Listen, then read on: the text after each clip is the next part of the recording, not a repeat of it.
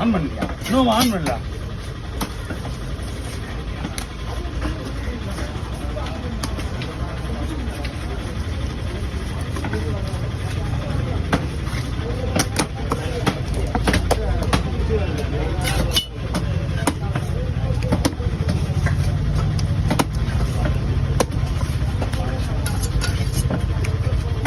பிடிக்குமா?